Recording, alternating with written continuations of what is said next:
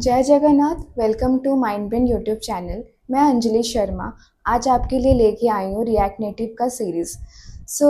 हम बात करेंगे कि रिएक्ट नेटिव क्या है, क्यों है और क्यों हम यूज़ करते हैं। पर्सनली मैं बताना चाहूँगी कि मैं खुद एक रिएक्ट नेटिव की डेवलपर हूँ। मैं आपको इसीलिए रिएक्ट नेटिव बताना चाहती हूँ कि आजकल मार्केट में रिएक्ट नेटिव का बहुत डिमांड है। हर लोग चाहता है कि हम कैसे एक ऐप बनाएं, ऐप कैसे दिखता है, एक आईओएस में ऐप कैसे बनाएं, एंड्रॉयड में कैसे बनाएं।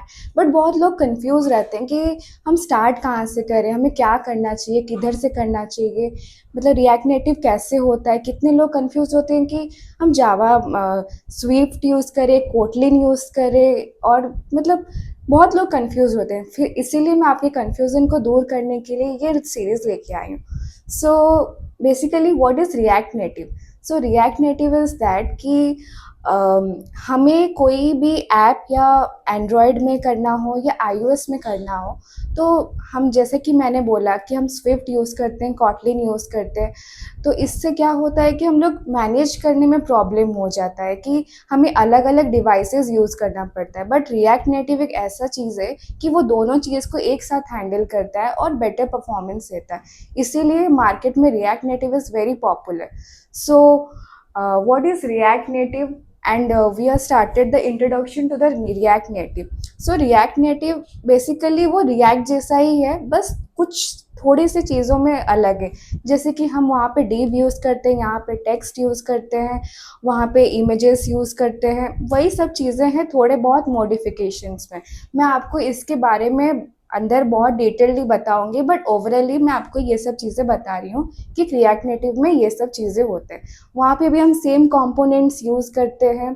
कैसे हम लोग, मैं आपको पूरा इस सीरीज़ में प्रॉपर फोल्डर स्ट्रक्चर से लेके हर एक चीज़ बिट बाय बिट बताऊंगी कि जैसे आपको कोई कंफ्यूजन ना हो। हम इस सीरीज़ में ये सब देखेंगे कि वाई वी यूज़ जावास्क्रिप्ट। आपको जैसे पता है कि रिएक्ट में हम लोग JSX यूज़ करते हैं, सेम प्रोसेस हम लोग इधर भी यूज़ करेंगे JSX, क्योंकि जावास्क्रिप्ट ऑब्वियसली हमें चाहिए रिएक्ट में या रिएक्ट नेटिव में to write the code, because ये इजीली मेंटेन हो सकता है। और हम यहाँ पे कंपोनेंट्स यूज़ करेंगे to easily maintain the code and clean reusable code.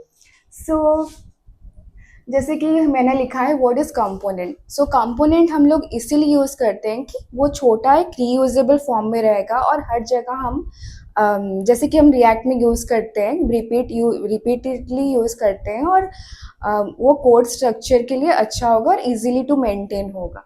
And what advantages of react native, जैसे कि मैंने स्टार्टिंग में ही बताया कि बहुत लोगों ने अलग अलग प्लेसेस में दो जगह में मतलब डिफ़िकल्ट होता है मेंटेन करने के लिए एंड्रॉयड और आईओएस के कोड।